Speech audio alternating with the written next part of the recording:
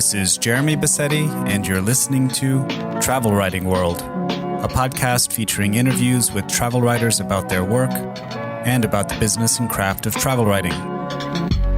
You can find the episode show notes, free travel writing resources, and much more at travelwritingworld.com.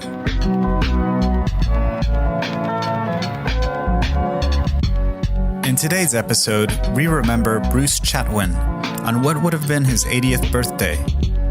Jonathan Chatwin joins me to talk about Bruce's life and work, and we have testimonials from Nicholas Shakespeare, Susanna Clapp, Colin Thubron, Sarah Wheeler, and Michael Meyer. So now, we remember Bruce Chatwin. Well, I'm here with Jonathan Chatwin, author of a monograph of Bruce Chatwin called Anywhere Out of the World. We're here to celebrate and to discuss the work and the life of the complicated figure, Bruce Chatwin, on what would be his 80th birthday this May 13th. Welcome to the podcast again. It's great to be back, Jeremy. So, what are we doing here? What am I doing here is the title of one of his books. What are we doing here? Well, I hope we're keeping the flame alive a little bit. I spent a good few years, about 6 years, working on Bruce Chatwin. And at the time, he seemed to be fading slightly from literary fashion. Obviously, he died in 1989, so it has been, 31 years since then. And I think he was such a bright light in the 80s in the British literary scene. And then there was a bit of a correction, perhaps, over the last couple of decades. So I hope that we can continue to bang the drum for what a remarkable and original writer he was, and perhaps remind people of some of that rare talent that he possessed. I mean, Tom Maschler, who was his publisher, Jonathan Cape, he always said of his kind of team of writers at Cape, and he had Salman Rushdie and Martin Amis and Julian Barnes.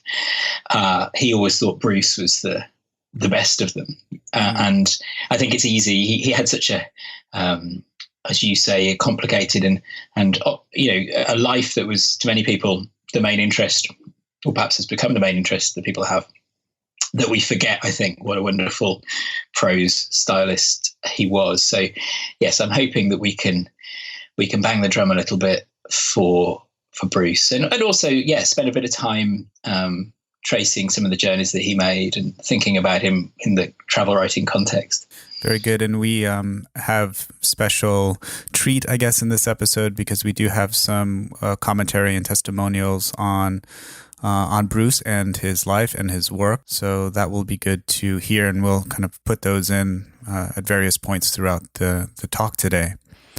When did you first encounter his work? So I live in Birmingham, in England, and I grew up here. And the house where I'm talking to you from today is about a mile and a half from the house where Bruce's cabinet of curiosities was, where he found that piece of brontosaurus skin that sent him off to Patagonia, or so the tale goes. And obviously there's the coincidence of our shared surname, and the Chatwins are a Birmingham family. And so when I was a child, we had quite a few of his books on our bookshelves at home. I'm not convinced that my parents had actually read them, but I think they were intrigued enough by the notion that there was this fairly famous author at the time who shared our not particularly common surname, that they bought a few of his books. And I remember picking up the copy of the Songlines, which I still have, and I have it in front of me here, when I was about 9 years old, and obviously having that moment of thinking, oh, well, this chap's got the same name as me. And it wasn't until I was in my late teenage years that I read him, and I read the Songlines first, and it had a profound influence on me at the time. And I went back in later life as a graduate student to write a PhD thesis about him, and then I wrote the book that we're talking about a little bit today. So yeah, it's I have a strange relationship in some ways because, of course, the first question is always, are you related? And I spent a long time fighting the temptation to discover the connection that there was. I mean, and I have now sort of done a bit of digging around. We are distant relatives, but I mean, as I say, the Chatwin name is a not particularly common name, so that's perhaps not very surprising.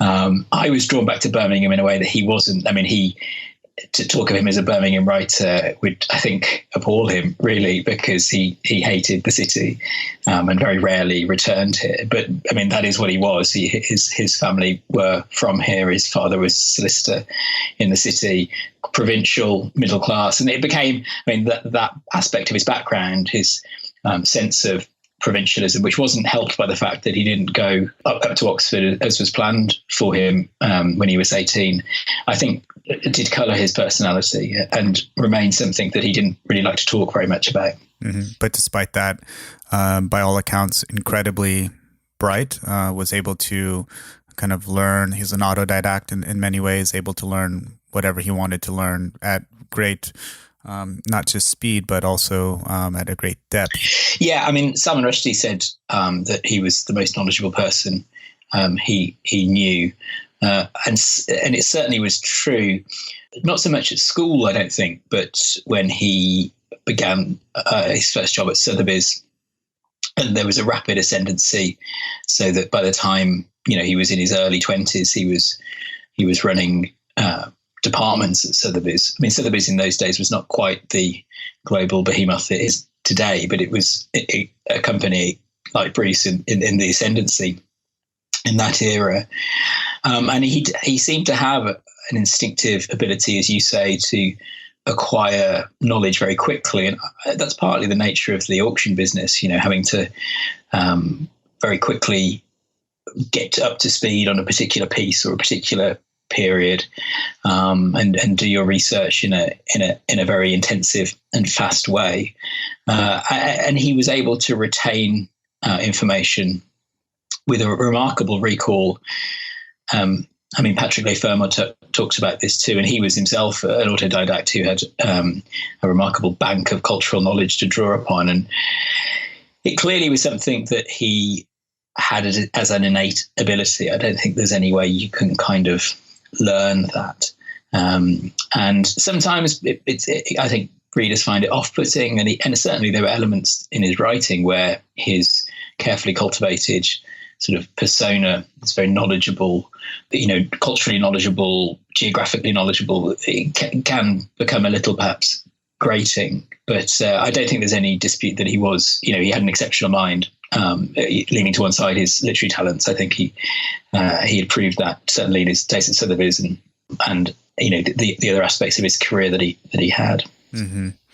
And also his literary knowledge seems to be vast too. And I don't suppose we get that so much from in Patagonia, but if there were any doubts, we figured that out at the second half of the song lines, which hopefully we can get into, which is just kind of this kind of weird part of the book where, there's so many diverse references, literary references, cultural references that just tell you how, I guess, well read this guy was and how curious about the world he was.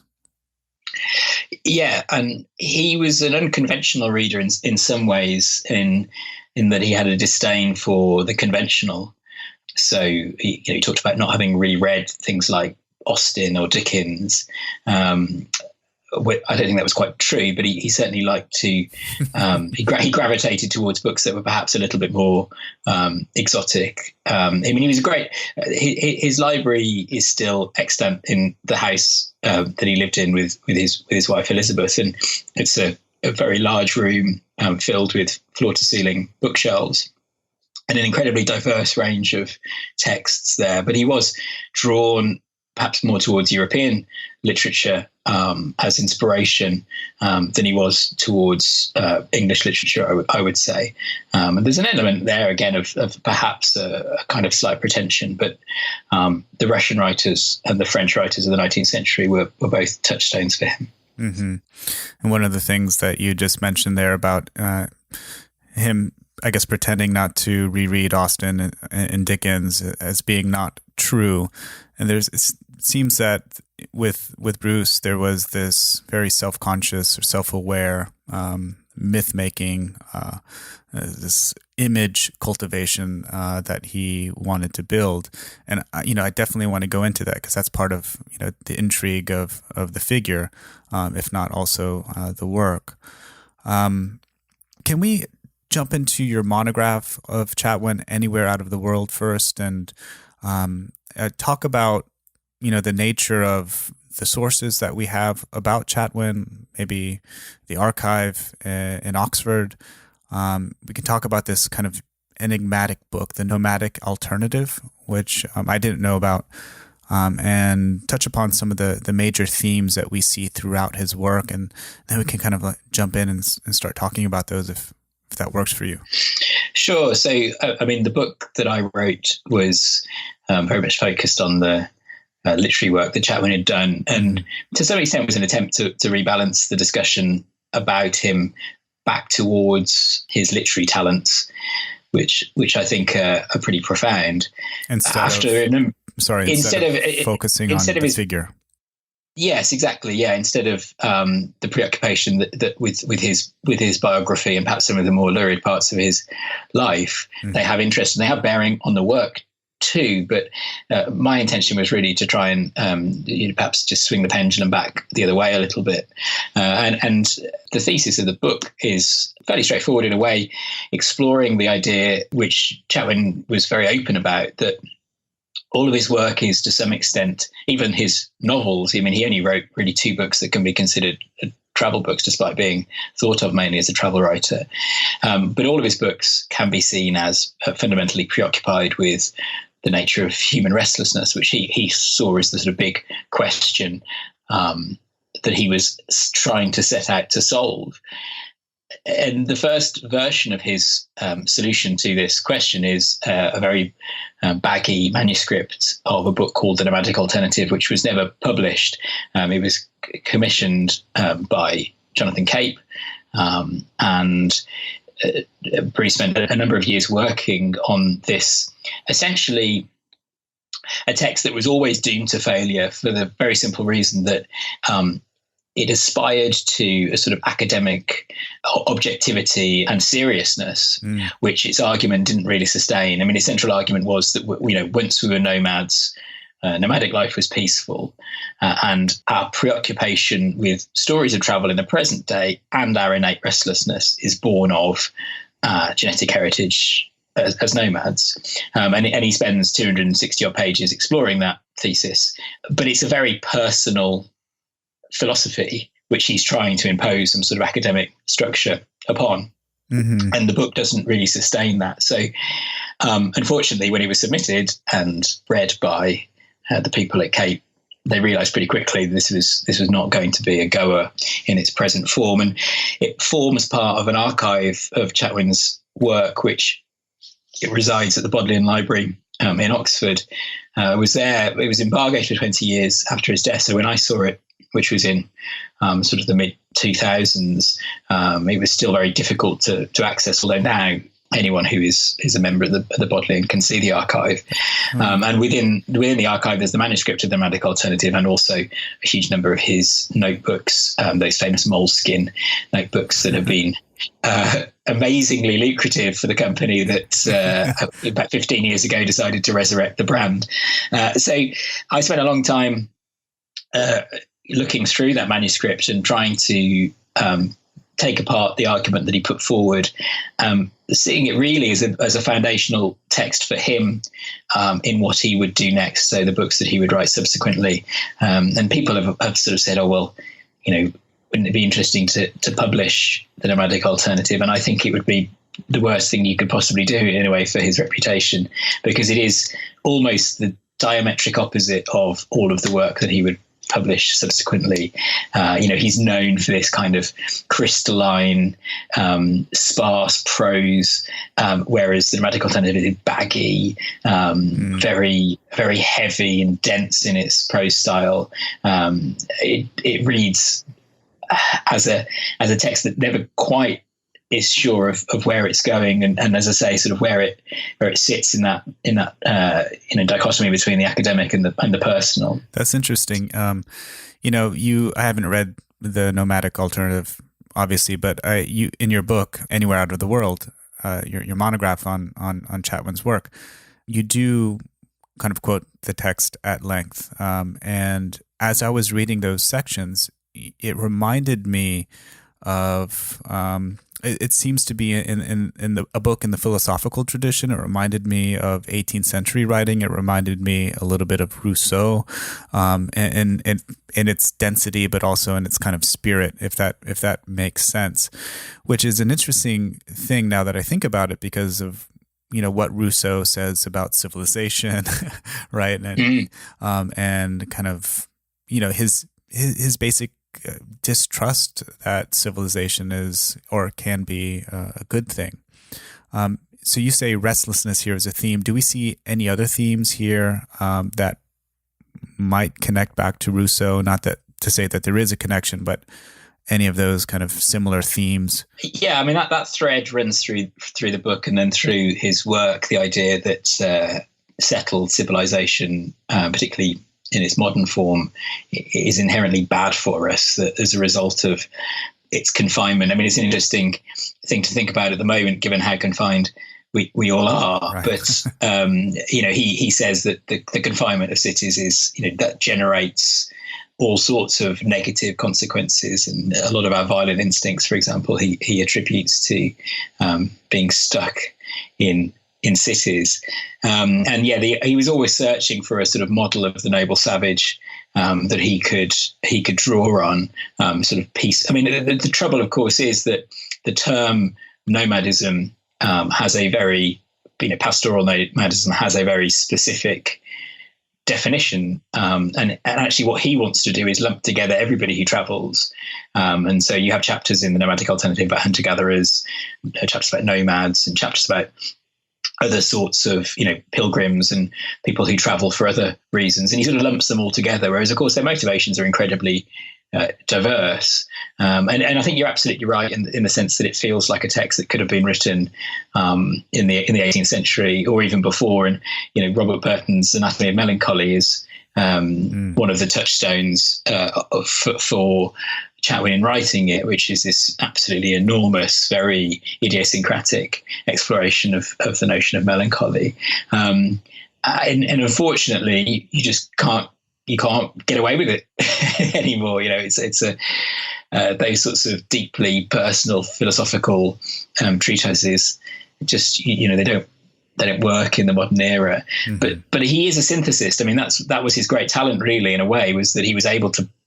Academics are very narrowly focused. They are siloed within whatever discipline they operate in. Whereas he wasn't interested in that. He wanted to draw on all sorts of different disciplines and pull together disparate strands of research in service of his argument. And of course, he will then return to this central idea of drawing on all these different sources in the songlines, as you mentioned in that very unusual From the Notebooks section, where he tries to present without really authorial comment some of the fruits of the work that he did towards the nomadic alternative. Mm-hmm. How much of his appeal do you think is part of the mythology around Chatwin? I think a huge amount. Before we talked today, I reread Nicholas Shakespeare's wonderful biography of him. And I just you read the story of his life, and I think Elizabeth said that he was lucky in every aspect of his life apart from his death, and I think that really comes across when you read Nicholas's biography, because he was so fortunate in the life that he lived, and that he was always sort of at the right place at the right time, and to go up from Marlborough School, which is where he went to secondary school, and get a job at Sotheby's just at the moment where Sotheby's was about to transform from a fairly small, London auction house into this sort of global brand we know today. And then to go from that to this roving brief as an arts correspondent for the Sunday Times. These jobs just don't exist anymore. Getting sent off kind of on expenses to travel around the world, pursuing stories of his own interest. And he was very fortunate in the time in which he lived, and lots of other sort of socioeconomic ways. He was very fortunate as well, and he lived a life which I think is the romance is true. I mean, there is obviously, he has a self-mythologizing character, and he cultivates very carefully his image. Mm-hmm. But equally, the life he lived, Sotheby's, Sunday Times, in Patagonia, the profound influence that had, and then his glittering literary career, which would be very, very hard to replicate today. I think even successful young travel writers, I think there's just the publishing industry has changed too much for a life like Chatwin's to be feasible, I think, anymore. Mm. Yeah, and of course, some of the appeal of Chatwin is these fabulous stories that he tells, right? Not just the stories that he tells, but the stories that others tell of him. Why don't we listen to a testimonial now from one of his friends, Colin Thubron? What I loved about Bruce was his fascination with ideas and with the whole strangeness and astonishment of life. There was kind of raw vitality about him, which made life seem exciting and vibrant and larger when he was around. Somehow the horizons opened. He was very driven and obsessive. I mean, for months he'd go silent. You wouldn't have a clue what he was doing. Then suddenly you get a telephone call, and he'd say, "Colin, when I was an anthropological student, I was always wondering, when first fire was documented, when domestic fire came. Now I've just been with Bob Brain at the Swartskens Cave in South Africa, and in the first cubic centimetres we excavated, there were some fragments of bone which looked charred. That level was close to 2 million years old. And this morning I had a letter in which Bob says the bones were definitely burnt. So I may have been at Swartskens on the day the world's earliest hearth was found. I held that bone in my hands." Then down would go the telephone, and you wouldn't hear again from him for months. At first, I think he wanted his writing to be like, as he described it to me, like Cartier-Bresson snapshots, one after another, because this love of the pictorial he had. And one can feel this in his descriptive work, that fascination with the vivid image. Often he sort of picks out a particular attribute of somebody which encapsulates and gives insight into the whole person, often something a little quirky. But on the other hand, he could never resist a good story. And of course, the two aren't really compatible, to be writing exactly like Cartier-Bresson snapshots and involve a narrative. But you find the two combine wonderfully in Patagonia. His own talk was full of stories, often quirky, rather outlandish ones. But there was also this passion always for revelatory ideas about the earliest fire or the origins of evil. You always felt Bruce might one day come back with the key to the mystery of life. How could you not miss him? That was great. Bruce Chatwin's stories are great and fantastical. I remember reading about one of his stories about him going blind, waking up one morning blind.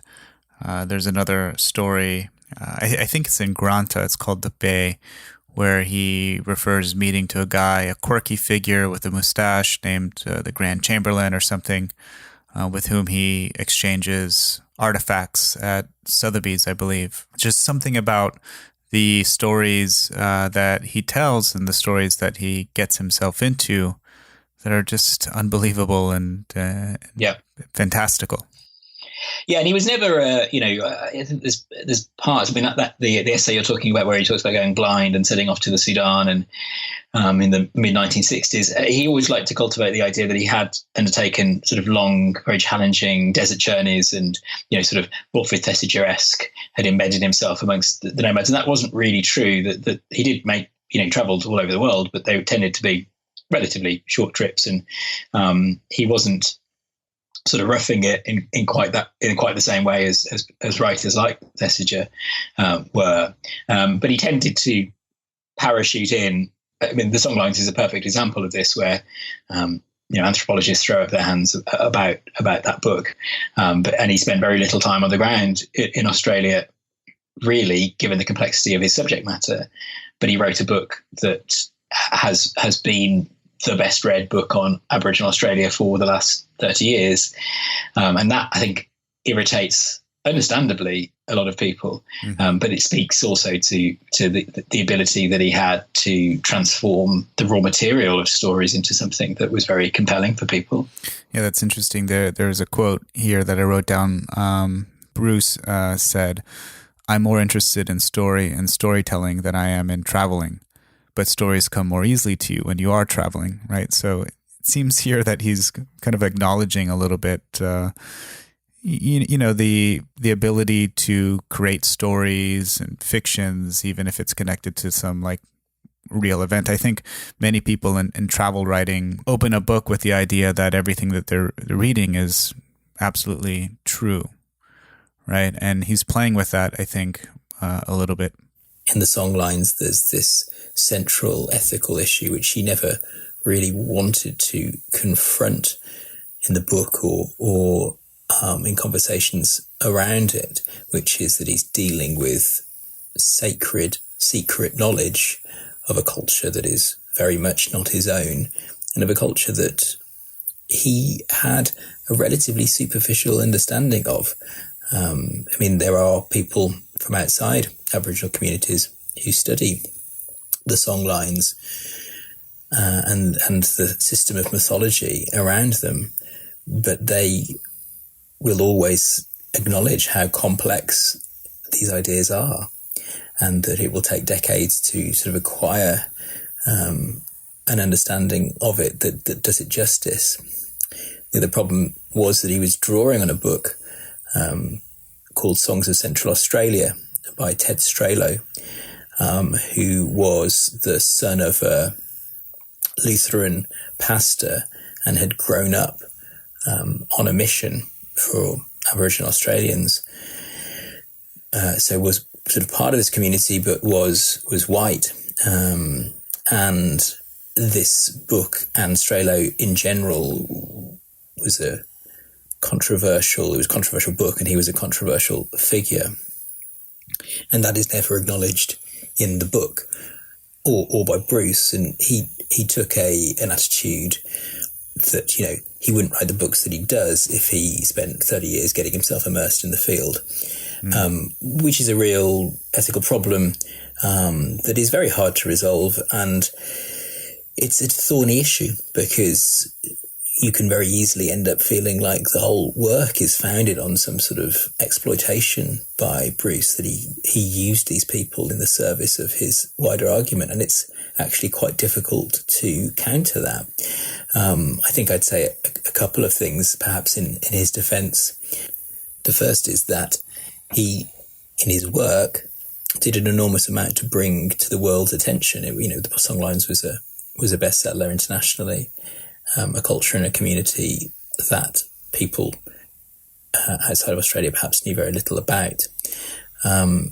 So I don't think you can entirely dismiss that.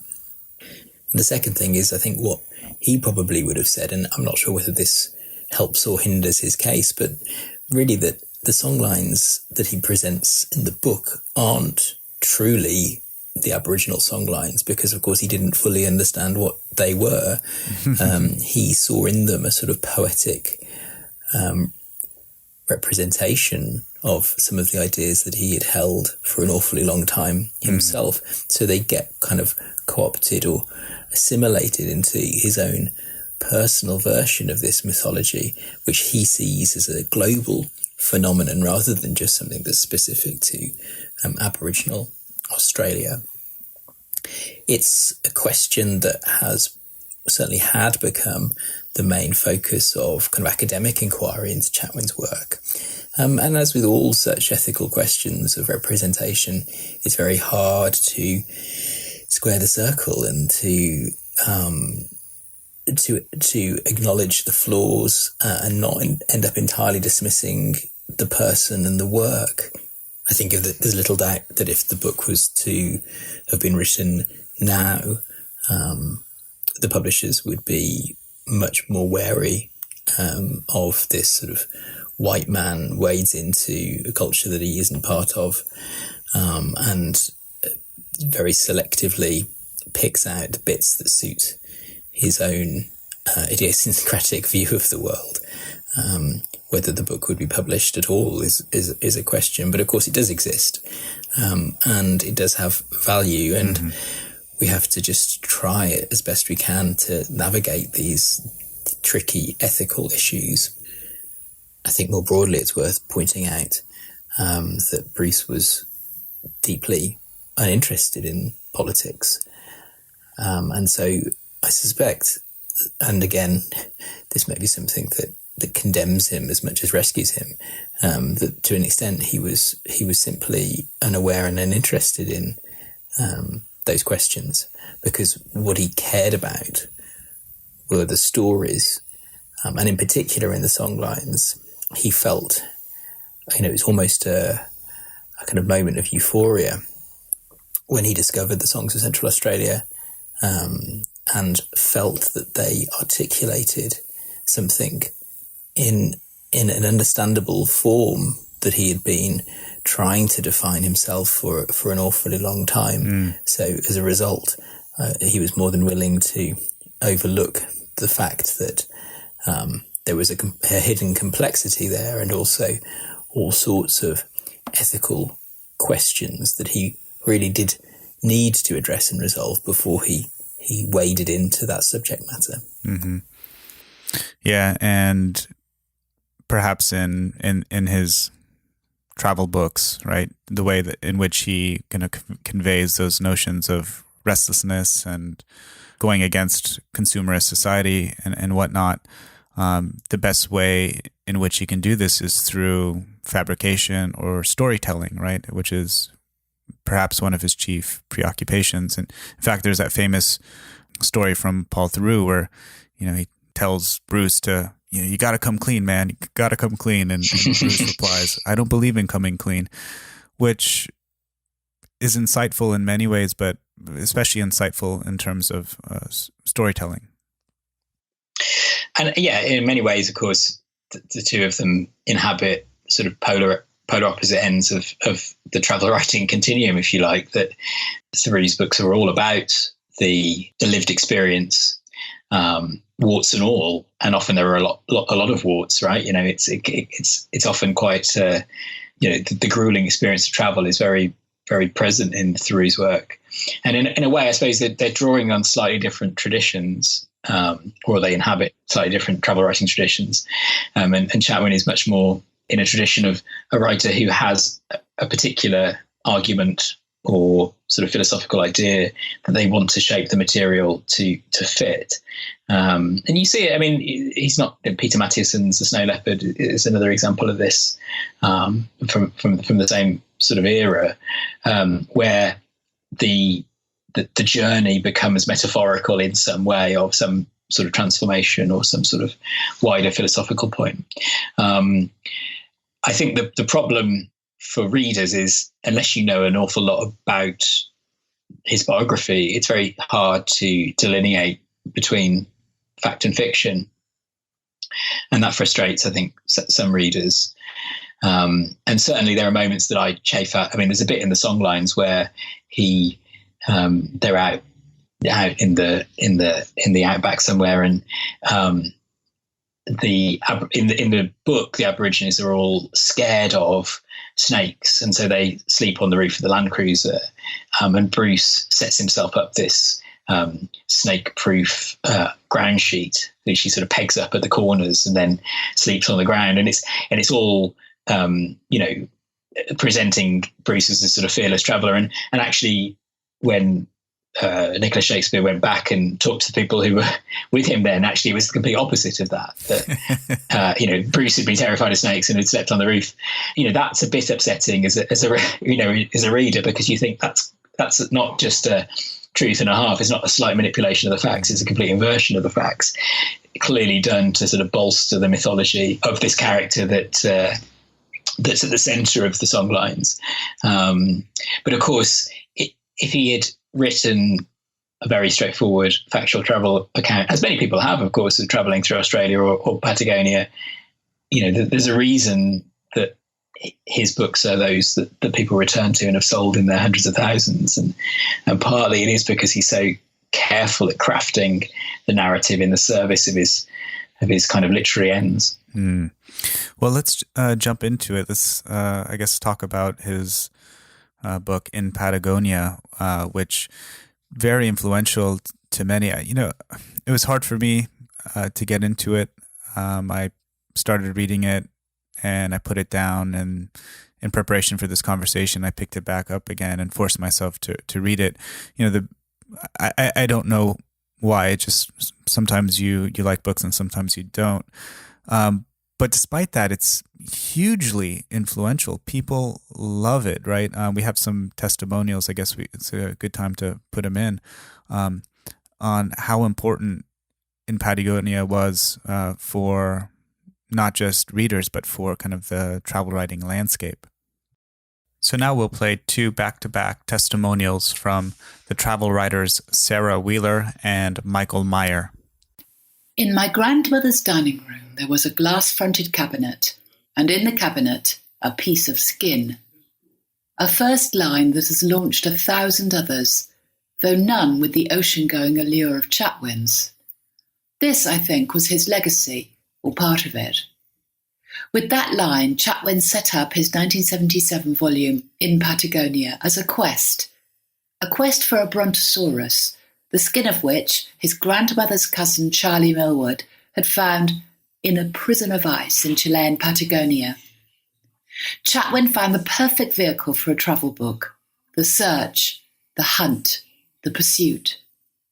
And he showed the reader, as well as the aspiring writer, that it doesn't matter if the quarry evades detection. It doesn't even matter if the glass-fronted cabinet never existed.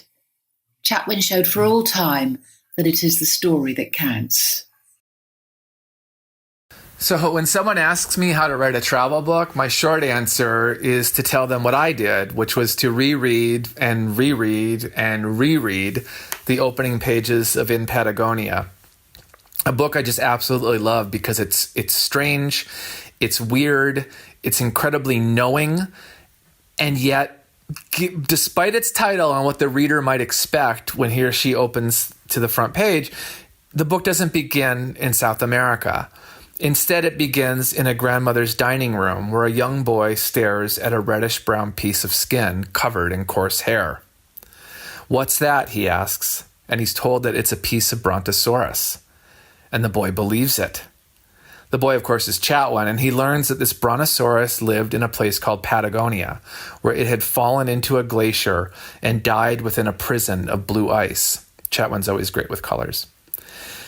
The brontosaurus had laid unseen, he imagines, until the boy's shipwrecked relative accidentally found the creature's remains and mailed a bit of his discovery to a London house, where to the boy it becomes a beacon, calling him to a faraway land named Patagonia, even after he's mocked at school for actually believing that this piece of skin had come from a dinosaur. Later, he learns that it's probably from a giant sloth. But by then, he has other concerns. His teachers are preparing him and his classmates for the coming war with the Soviets. Patagonia, the place that once summoned the boy for adventure, now looks to him like a refuge from nuclear winter. And then this first section of the book ends with Stalin's death and the seeming end of the Cold War. But there's a confession from our narrator who adds, "I continued to hold Patagonia in reserve." We're only up to page 3 in the book, and look at the distance the writer has covered. There's character, there's setting, there's an arc of innocence to experience, and this is all narrated in that warm voice, the opposite of the know-it-all bore. Chatwin's voice is intimate and vulnerable and curious. He sounds like the best of travel companions. Now turn the page. There's a huge leap again. Chatwin writes, "The history of Buenos Aires is written in its telephone directory." And then he shares some entries without commentary, trusting that the reader's intelligent enough to know that these names are White Russian and Nazi German and aristocratic Italian. They tell, Chatwin says, a story of exile, disillusion, and anxiety behind lace curtains. And then, without pause, he continues, "It was lovely summery weather the week I was there." I love this abrupt transition. The curtain goes up, and there's our narrator at center stage. He's realized his dream. We know nothing of his quitting his job at Sotheby's or abandoning a book project or finances or his love life or even of the journey to Argentina itself. The writer has spared us, in other words, the view from the window as his plane descended. To his story of Patagonia, these details aren't nearly as important or as interesting to the reader as that piece of skin and the grip that a place can put on us long before we are free to travel on our own. I've read and taught this book many times, and each time my reaction and that of a curious reader is the same. We ask ourselves, where have I always longed to travel? And what am I waiting for? Or, to invoke another great book of Bruce's, what am I doing here? I think it's easy to forget how influential and original In Patagonia was when it arrived on the literary scene in 1977. It was a work that was shaped to a very specific thesis. Patagonia was a resonant metaphor for Chatwin of the restlessness that he'd been exploring in the nomadic alternative, in that it was a place that had attracted an enormous number of emigres from around the world, particularly Europe, who had come in search of an escape from the privations of life at home. Very often found when they got to Patagonia that it didn't quite meet their expectations, and that many of the characters he meets express a sense of feeling trapped in this homeland. And tied in with that is the notion of the quest, which his characters are engaged on, of course, as well. The quest for a better life, the quest for the golden land, if you like. And Bruce is on a quest as well, and his quest is to go back to the cave where this piece of Brontosaurus from his grandmother's cabinet was found. And he sort of moves around in a fairly unfocused way for much of the book. The transitions between the different locations are sometimes quite hard to follow. But his ultimate destination is intended to be this cave at Last Hope Sound. And when he gets there, of course, he doesn't find the object of his quest. The skin is long gone. What he finds instead is a load of Mylodon dung. And then the book carries on beyond this narrative point and sort of subverting the idea of the travelogue and having any sort of fixed ending, and it ends with him still in motion on a boat, listening to a man play at La Mer on the piano. And so he combines these two kind of central ideas that are adopted from the nomadic alternative.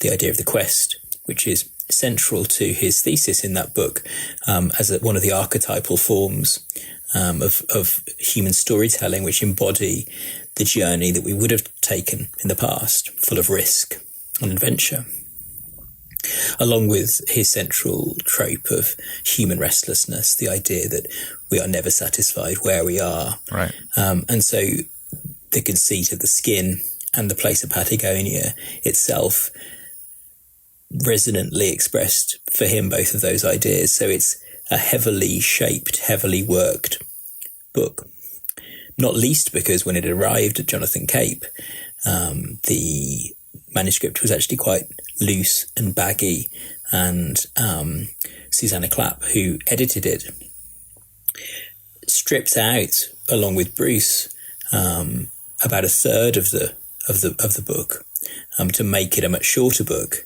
with these short episodic sections, and really focused it in on its narrative purpose a little bit more. He was very lucky to have that, of course. I think most publishers today taking what was sort of the second manuscript in a way that he'd submitted, the first being The Nomadic Alternative, which was unpublishable, the second in Patagonia being a book that needed a lot of line-by-line editing. I think a lot of publishers today would say, well, sort of thanks, but no thanks. But he was lucky to have the publisher that he did, and very lucky to have the editor he did in Susanna Clapp. And together they shaped it into this book.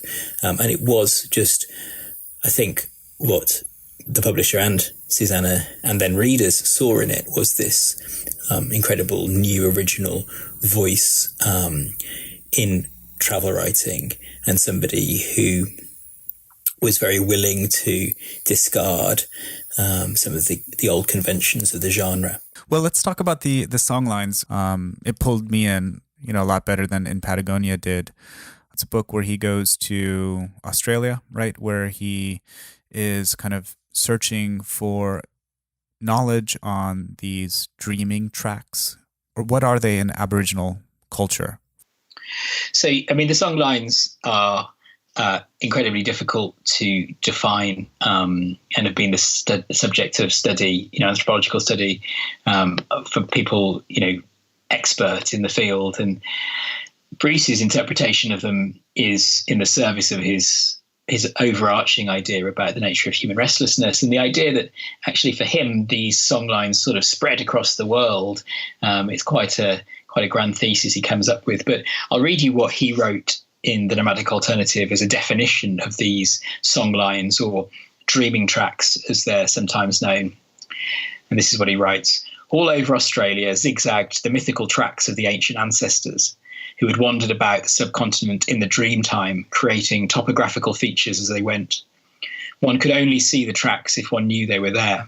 To an outsider, they were invisible, and today these untrodden paths pass through sheep stations, cities, rocket ranges planted by white men. An Aboriginal could read a track as he memorised a song. He knew each crag, totemic tree, river crossing, waterhole, or bend in the way in due succession.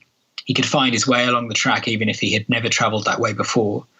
The paths of the ancestors meandered from coast to coast through territories of people whose language and customs he could not necessarily understand." And so that's the definition that he gives in The Nomadic Alternative, and is closely aligned to the way that he presents them in the songlines. But as I say, in the songlines, he extrapolates out from the sort of singular data point he has in Aboriginal songlines to assert that these stories of travel, which are embedded in the landscape, sort of crisscross the globe, and his allusions to classical mythology and of his metamorphoses are all part of this totalizing philosophy, which of course holds, academically no water, but is a very romantic and grand idea. And he felt in the songlines that he'd found a resonant metaphor for some of the ideas that he'd been trying to express, certainly in The Nomadic Alternative, and then all the way through his subsequent creative work. And he goes on a journey to explore this idea. And the book is, to a great extent, made up of a journey he takes with a lightly fictionalized character who he did really meet, who is an expert on Aboriginal culture. And they have conversations back and forth about the notion of what the songlines are and what they represent about sort of human consciousness. And then that segues into a long section towards the end of the book called From the Notebooks, where he is sort of settled in a caravan somewhere in the middle of nowhere in Australia, and he sort of sets himself up at his desk in this caravan and sets out his notebooks, and then begins this very fragmentary trawl through all of the research that he had done over, well, certainly the period he was writing The Nomadic Alternative, but over the last sort of 25 years, really. It's highly fabricated in the sense that, of course, he didn't put it together in situ as he claims in the book. It was put together when he was back at home in Oxfordshire and actually was very ill. And part of the reason that From the Notebook section takes the form that it does is because he was by this point very sick with the disease that would ultimately kill him. But but it's one of those things that people either really like or really don't. I loved it. It was so good. It was so good. I mean, there was flashes of insight. I think it begins with him talking, as you said, like he's discussing his Moleskine notebooks, and he tells the story of the Moleskine manufacturer dying, and how many he bought and how he loved these books, and then we get a glimpse of the things that are contained in those books, and has very little to do with the narrative. If anybody has read the Walter Benjamin's Arcades Project, it reads kind of like that, just like bits and pieces of ideas pulled together from here and there, but just wonderful sections. And of course, the main narrative of him and Arcady and the other figures he meets in Australia come back. I remember reading it for the first time, and yeah, it's very light touch compared to the Nomadic Alternative, in the sense that book was didactic and was trying to sort of frame a linear academic argument, whereas the reason I think From the Notebook section is effective is because he doesn't really try and tie any of it together beyond the sort of slightly philosophical conversations that he and Arcady have had beforehand.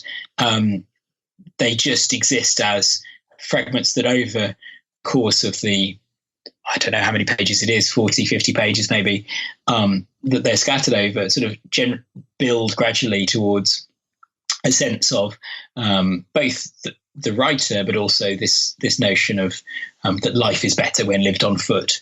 Mm-hmm. And there's a good summary of the argument in a conversation that he had with Michael Ignatieff. And so I'll just read that out because I think it helps you understand what he's getting at in the book as a whole, but from the Notebook section. So Ignatieff says, let me see if I understand this. Human beings originate on the desert plains of Africa 3 million years ago, and they gradually acquire a set of instinctual behaviors that enable them to survive on the grasslands and vanquish their predators. And as they acquire a set of instinctual nomadic patterns of behavior, they also acquire a meaning system, a set of myths which are imprinted on the brain over millions of years. And these are the story patterns that keep recurring even in the modern day. And Bruce agrees with all of that. So that was part of what he was trying to achieve. It was expressing that complex argument in a much lighter way. And I like Nicholas Shakespeare has this lovely phrase about that it's almost like he blasted oxygen through the Nomadic Alternative, the work that he'd done previously on it.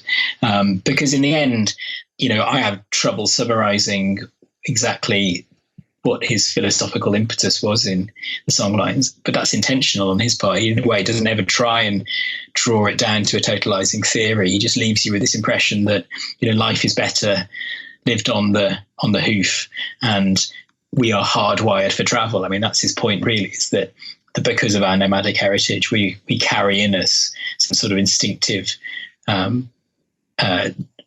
traveling instinct, which, if you settle, comes out through stories of travel. So the reason we write stories of travel is because we can't travel. We have to travel vicariously because we can't travel for real. But it's the other thing it does, of course, is it burnishes this mythology of the author, because many of the fragments From the Notebook section are drawn from his own personal experience, and he's off all over the world. I mean, they're drawn from tens of different countries, and giving an impression of a person, a character, the I named Bruce in the novel, who is unimaginably cultured and knowledgeable and experienced, and of course that is both incredibly appealing and I think is central to the book's appeal and his appeal, but also it's a myth. I mean, it's constructed. So, and of course that's the From the Notebook section feels very fragmentary and loosely put together, but it was carefully thought through to both embody that intellectual idea, but also convey this sense of the protagonist as this sort of mythical figure. Apparently, his last book, Utz, apparently this is also very wonderful short book that talks about similar themes of restlessness and about the accumulation of things and consumerism and materialism. Can we talk about Utz, its impact, and how that might kind of fit in with the larger framework of his philosophy of life, I guess, restlessness?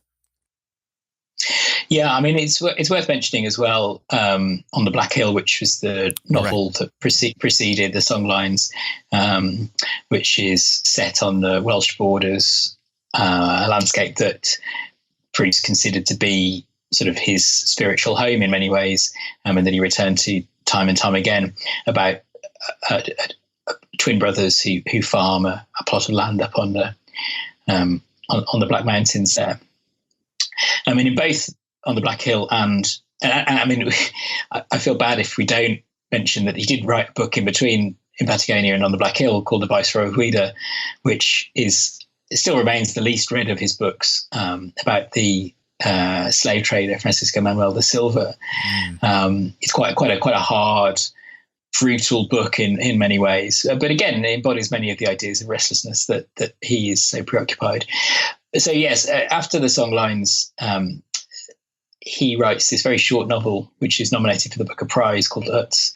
And it continues in a way on from the end of the Songlines, because at the end of the Songlines, there's this moment of sort of romantic union between Bruce and anyone, but between two of the other characters in the I hesitated then to know what to call the Songlines. I think novel is in some ways safer, but perhaps not quite accurate.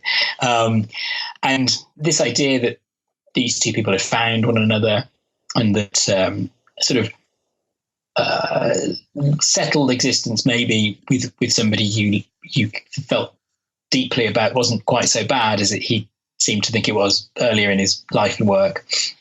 That's continued in Utz to some extent. Now, Utz is a story of a collector of Meissen porcelain who lives in Prague, and it's a very tricksy book in many ways, because it has a very unreliable first-person narrator who, again, seems to be some sort of stand-in for the author. And as with all his books, even his novels were drawn from his lived experience. On the Black Hill was based on farming brothers that he knew and spent time with. Viceroy of Ouida, he spent time in Benin, although had to leave after a military coup sort of forced him out. And Utz, was drawn on a story of somebody, a real life collector, obsessive collector of porcelain. And it's an interrogation of the limitations that collection impose on your life, and the psychological motivations behind collecting objects of great value and beauty, and ultimately whether or not real life is a substitute for these objects. And we never quite know where we stand with those questions, because the narrator is, as I say, fundamentally unreliable. I actually knew very little of Utz himself, he tells us during the course of the narrative.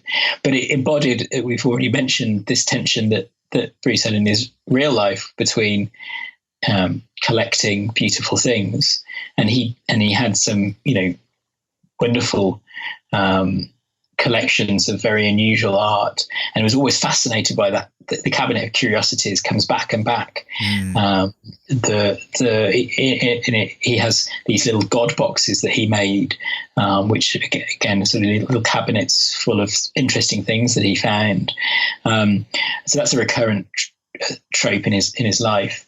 And yes, that idea of, is it better to shed all material possessions and travel light, or is there value in the aesthetic beauty of objects? That the book very much interrogates that. And as I say, then at the end of his life, whilst he was ill, he was compulsively trying to put together a collection, and there's stories of him in the grips of kind of mania, being wheeled from dealer to dealer in London, sort of writing checks he couldn't possibly cash to buy these beautiful objects. It was a kind of way of shoring up against mortality, I suppose, for him at that point. And so he becomes almost like the character of Utz in his novel, mm-hmm. in the period before he dies. Was this written during that period? I mean, he was ill for quite a long time, so the songlines was composed whilst he was ill, and it was the mid 1980s, and he died of AIDS, and had relationships with men throughout his life, though he was married, and it was at that point not widely understood, and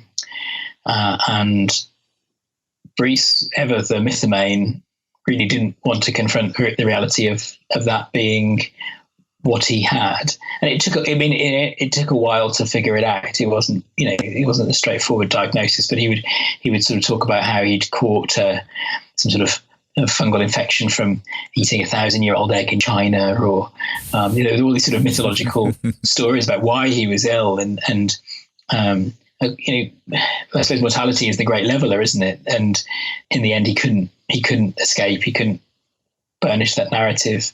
He became iller and iller. So he was writing the tail end of the songlines, and then whilst he was quite ill. And I mean, Elizabeth talks about him sitting at the kitchen table at their house in Oxfordshire and writing the songlines, and blankets wrapped around him, feverish, and her saying, you really can't carry on like this, and him saying, I'm a trooper, I'm going to finish this book.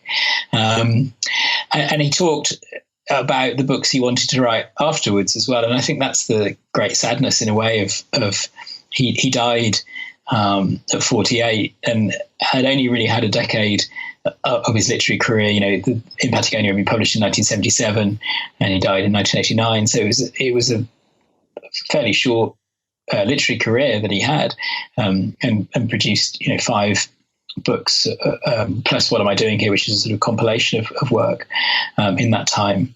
But had plans to write a quite expansive long novel called Lydia Livingston, and had ideas about a book about healing called The Sons of Thunder, and so we only ever got to see phase 1 of his literary life, and I think that's the great tragedy. And I think that idea that I mentioned earlier, that he was lucky in every way in his life apart from in his death, is really true.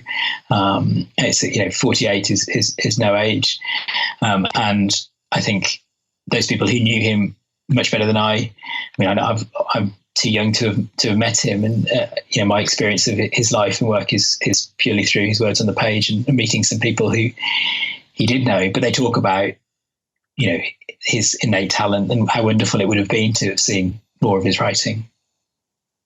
Let's hear from Nicholas Shakespeare, who in 1999 published a biography of Bruce Chatwin. Bruce Chatwin at 80. I can still remember my shock when I heard that Bruce Chatwin had died. It was Wednesday, the 18th of January, 1989. I was 31, and like many who had known or read him, I felt a grief out of all proportion to my expectation.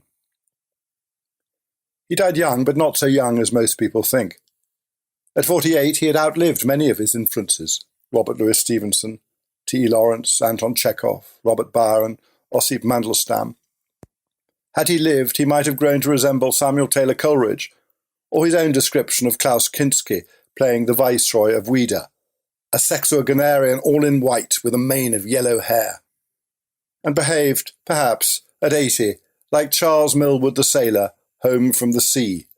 Charlie the pioneer, with his restlessness gone, pottering round his garden, the elms near Paynton. Yet few of his friends could picture an elderly Chatwin. I have great difficulty imagining him as an old man, said the art critic Robert Hughes.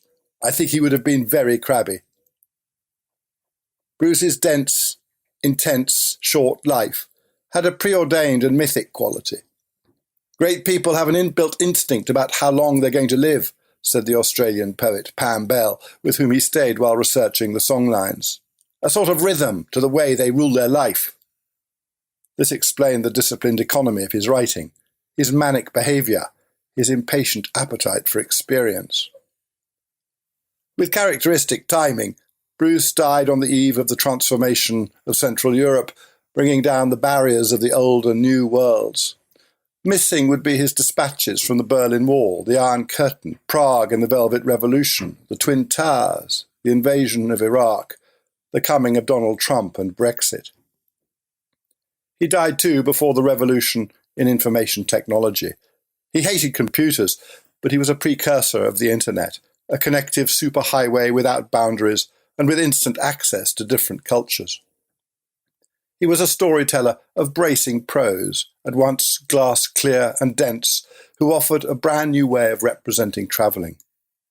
And he held out in his 6 books the possibility of something wonderful and unifying, inundating us with information, but also with the promise that we will one day get to the root of it.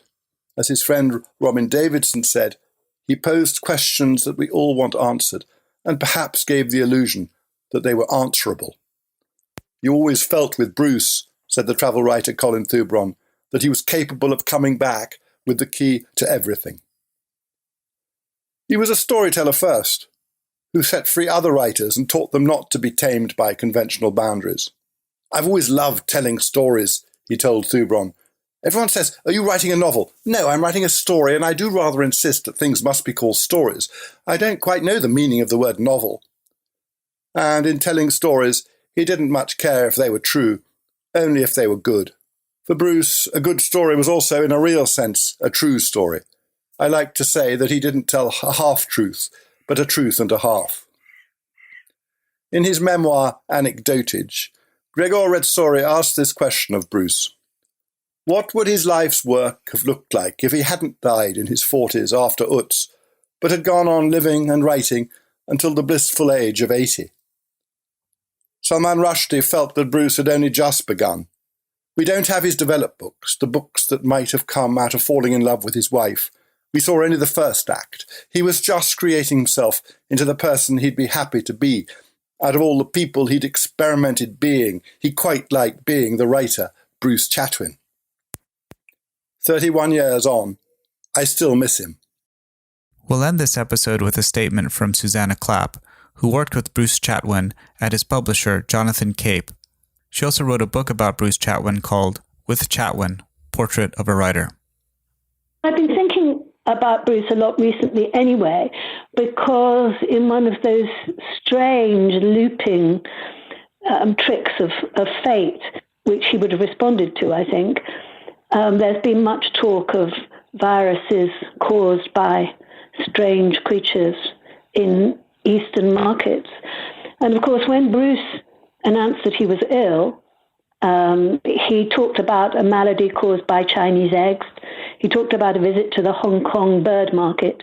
He talked about an illness caused by a bat in a cave.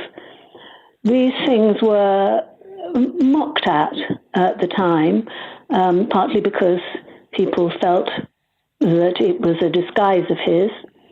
And indeed, he was not somebody to approach the truth other than obliquely or metaphorically. But actually, of course, like so much of what he said, what seemed to be fabulous now seems rather visionary and true. It doesn't any longer look so improbable. And that, I suppose, is one of the many things that he did give us, me, people who admired his work and enjoyed being with him. My way of getting to know him was 79, I met him, when I was working as a young publisher. Well, that's rather too grand for what I was doing. I was a reader employed at Jonathan Cape, which was an extremely interesting but not particularly elevated post. And I was given to read a huge manuscript, which was actually, it was by Bruce. It was a version of his never quite to be published in its original form, Nomad manuscript. It was about Patagonia. It was rambling. It was vivid. It was extraordinary. Extraordinary because it was a travel book in a new way, or certainly new to me, but I think new to everybody, in as much as it combined so many categories of descriptions of individuals, descriptions of landscape in the most painterly way. I mean, the palette of that book, with its sepias, its rose tints, its different varieties of greens, its sapphires, its turquoises, and so on, is extraordinary in itself. And then in its preoccupations about primitive man, overarching mythology, about communities that he had discovered, not least the Welsh-speaking community in Patagonia. In fact, it's a book that turned out to presage most of the themes that he wrote about subsequently in his books, in his novels and non-fiction books. The Welsh, collectors, archaeologists. You can see so much of Utz, the songlines on the Black Hill there. And it was a marvellous read. It was extraordinary, not like anything I'd read before. And I wrote a report saying that, but I also said, the trouble is, it doesn't quite work at the moment. It's absolutely enormous, and you don't feel the urge to turn from page to page. It doesn't have a dynamic. There's perhaps too much of it. Can we make this work? Well, the answer was that the person running CAPE that time, publisher called Tom Mashler, who was very responsive to Bruce's work, said, well, let's try. And he put me to work with Bruce. So over the summer, I spent a period of, I can't remember how long it was, but it was several weeks, seeing Bruce daily, looking at this manuscript and trying, in a sense, to condense it, to give it an urge, an impulse. In other words, really, to make the book cohesive in form and sentences. There were short sentences, short chapters, and the book was short. We ended by cutting between about a quarter and a third of the manuscript. I know that because I looked at the manuscript since in the Bodleian, and I can see my anxious sums in the margin. It was quite a task. Bruce was fantastically responsive. He rather enjoyed cutting. The trouble was, as he enjoyed cutting, I would look at the manuscript simultaneously, and I would propose something. He would say, I'll think about it, go away. He'd hardly ever say no, by the way. He'd come back the next morning saying, yeah, I think I can do this. But he'd often come back with another chapter as well, so that it was a sort of surging and ebbing tide all the time. This was part of the time down in my tiny, poky room in the basement of Jonathan Cape, rather sort of dank little room next to the ladies' lab, and sometimes in a grander place, which was owned by his friend, the art dealer Casmin, who lived near Regent's Park. So we had this scrubby little room and a sort of ex-ballroom, I think it was, a large white room.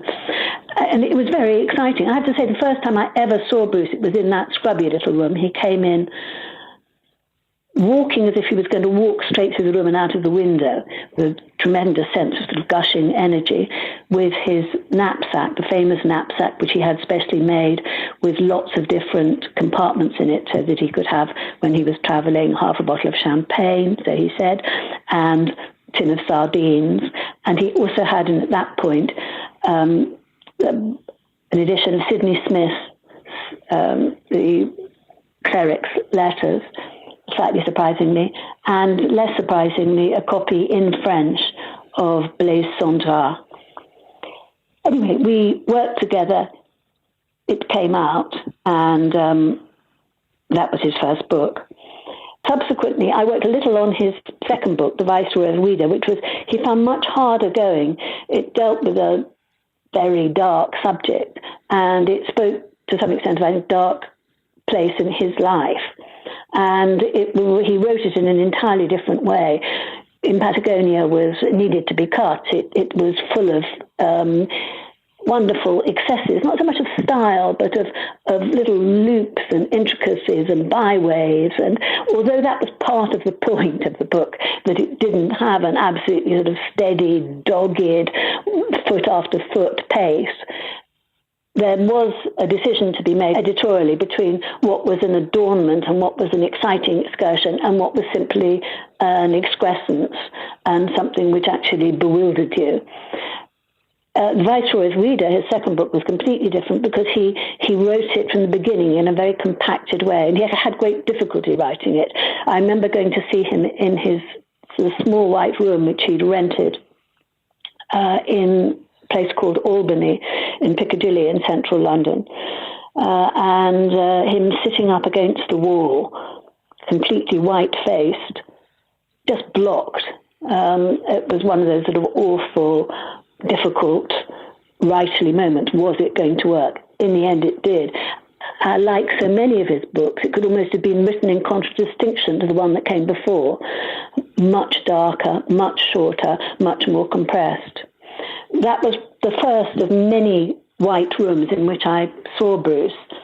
And I think that thinking of his rooms, as I did when I was writing my book about him some time ago, brought me very close and brings one very close to the way he did think, because he was a visually impelled person as much as anything. He worked, of course, for some time as a young man in Sotheby's, and where he had both a tremendous urge towards some of the works of art, not least the antiquities, and also a recoil from the financial wheeling and dealing, although he wasn't bad at some of that either. But anyway, his rooms always had one or two really striking things in them. Not always tremendously, obviously, traditional works of art. What he liked was art which didn't have apparent artists, as he liked architecture which didn't necessarily have architects. He likes things that he found. And that's very apparent in the book of photographs that David King designed towards the end of his life, where you have these very vivid pictures which close up could look like Rothko's thing, but Rothko in a very good mood because the colours are very bright, slabs of colour, but then turn out to be the gate or a corrugated iron hut painted very brightly in South America or Africa. Anyway, I remember a room he had in Eaton Place, a very grand bit of central London, tiny flat which he had designed by a minimalist architect called John Pawson, so that everything was concealed. You couldn't see a single book because he'd asked for the books to be concealed behind a white wall. But what you did see were 2 or 3 extraordinary things. There was the King of Hawaii's bedsheet.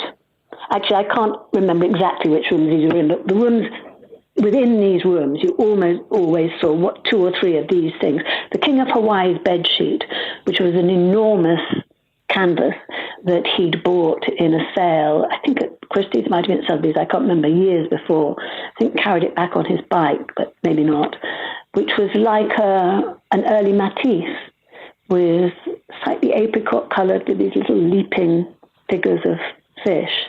Then there was something that looked like a vivid abstract painting, great blocks of saffron yellow and turquoise blue. It was actually a 4th century Peruvian feather item. I can't remember now whether it was a cape or not. And then there was also something much more humble, but nevertheless which was very, as one would say, as people did say, Brucey, which was a page from a catalogue of brushes. And it was a page of toothbrushes, different kinds of toothbrushes, stalking along like little soldiers. He made you look at things taken out of context and see how elegant they were, or how striking they were, how unusual they were. He loved things which had a use. He loved things he loved works of art which weren't traditionally called works of art. Another thing he had was a beautiful tray, like a giant sieve, shaded in rose and slightly other pink colours, that he'd bought in an Istanbul fish market. He had it pushed up on the top of a cupboard somewhere, but otherwise it could have been displayed. So this to me took me into the centre of his aesthetic. And even now, when I go into places, I suddenly feel, Bruce has taught me to see this. That was one of his gifts, to actually make you look at things differently. There were other gifts as well, of course. He had these extraordinary enthusiasms, and he was a great talker, full of tremendous riffs. He had a famous riff on red. Red, he'd suddenly say. He wanted to write about it, and he would go off into a million tangents about how red was used by bullfighters, by Uruguayan butchers, by the Bonnet Rouge. He'd seen it on a Buddhist scarf, how central it was. It was mainly his aesthetic I wanted to talk about, because I think that's so central. And it was one of those things where a writer can actually change the way, he certainly changed the way I looked at things. I mean, it was wonderful working with him. And it wasn't that he wasn't interested in music and literature and so on, but the visual thing was absolutely dominant with him. And I think most of his friends and admirers would say that. There were a couple of interesting things to me. Oh, I mean, one was talking about his liking of things that were found rather than curated, as it were. He had sudden enthusiasms, for example, for corrugated iron huts. He went on a special journey in Wales with his friend David King, who was a wonderful designer who'd met on the Sunday Times, looking for these old huts that were built as shelters in the Second World War, now half buried. I should think there are hardly any of them now, but I can see them myself, hemispherical, corrugated iron. He was fascinated by those. He was fascinated by things made of wood.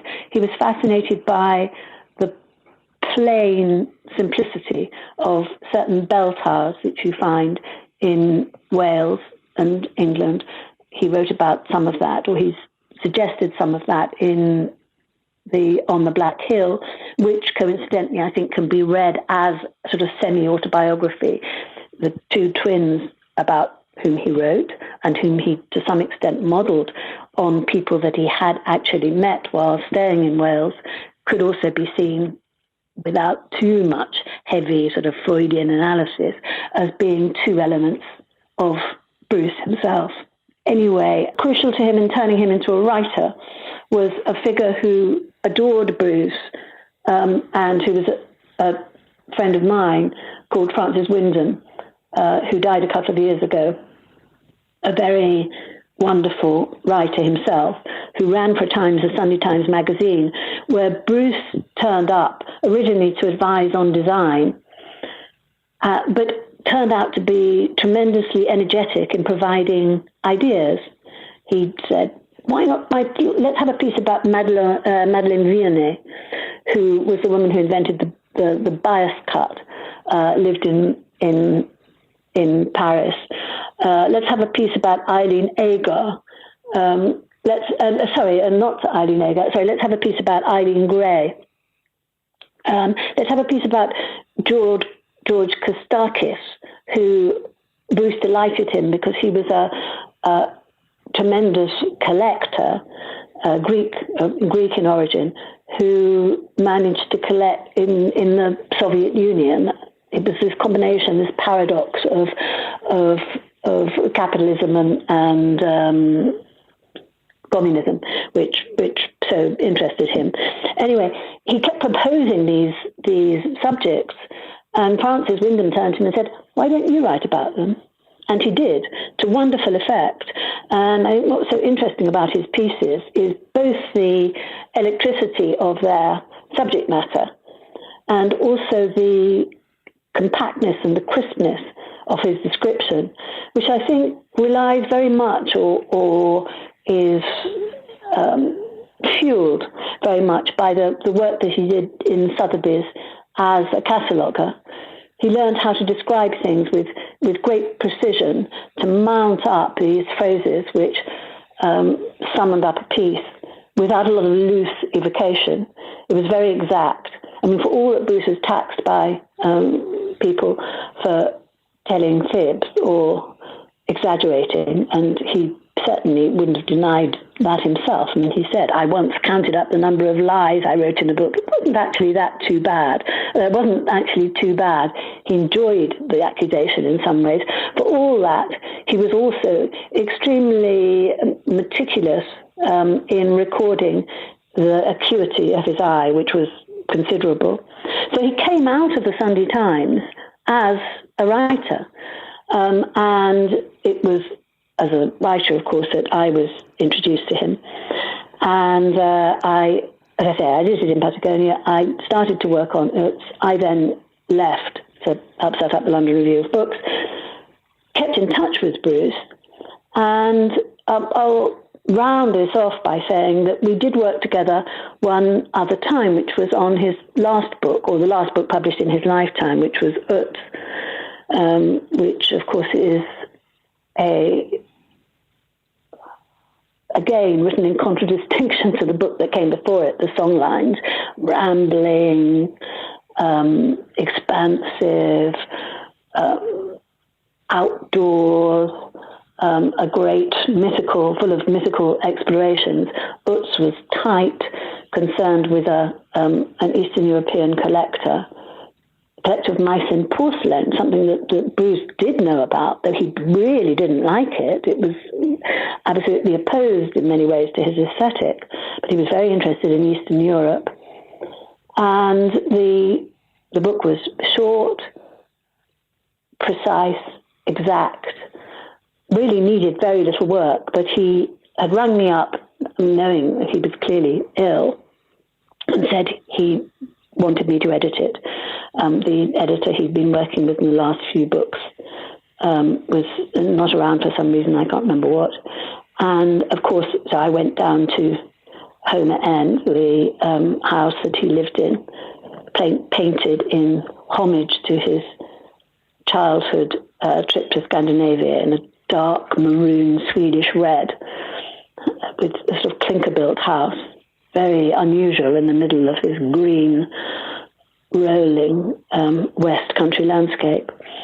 And we went through the book. It needed very, very little. It was a question of punctuation, a question of little nips and tucks, but it was fun doing it because we'd worked together so much by then that he took a certain amount of delight in suddenly looking up at me and saying, I got there first. He knew the sorts of objections or qualifications that I was going to raise. And so we nipped and tucked and made this exquisite, or he made the exquisite book, and I put in a little bit of punctuation and so on here and there. It was a strange period because soon after that he became very inflamed by illness and became a sort of exaggerated version of his wildest self, spinning great projects for a major novel that would encompass what he said were 4 corrupt nations, France, the United States, England, and the former Soviet Union, all of which countries had greatly fascinated him, probably England least of all. That was one of them. Then he suddenly said, I want to do a ballet about a knife grinder. And he sort of mimicked this knife grinding ballet. He wanted to do an opera in which there would be not a word of English, but would be a sort of babble of different other tongues. And he started to buy extraordinary, extravagant items from antique shops, things that he couldn't really afford. There was a madness in it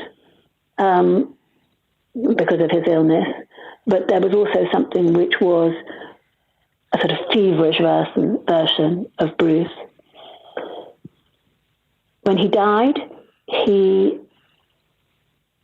died abroad, but there was a memorial service in the Greek Orthodox Church in London, a place to which most of the people attending the service would never have been. It was very extraordinary, like Bruce, because there was no personal tribute, and of course he abstained from personal confession in his books, although actually you'd have to say they were full obliquely of autobiographical information. You just heard the priest intoning the words, and occasionally you heard the word Bruce ringing out. And what was also extraordinary was that it was the day that the fatwa was proclaimed on Salman Rushdie, and Rushdie was there. So there was a strange mixture of celebrity, persecution, celebration, mournfulness, of a lot of British people gathered in a foreign place. You'd have to say it was very Chatwin.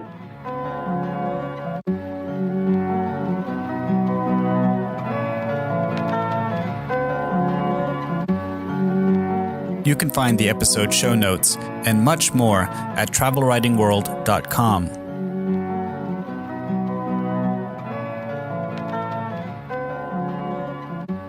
Please remember to subscribe to the show in your favorite podcast app. And if you find the show valuable, please consider leaving a review or supporting the show with only a few dollars a month at patreon.com/travelwritingworld. Thanks for your support.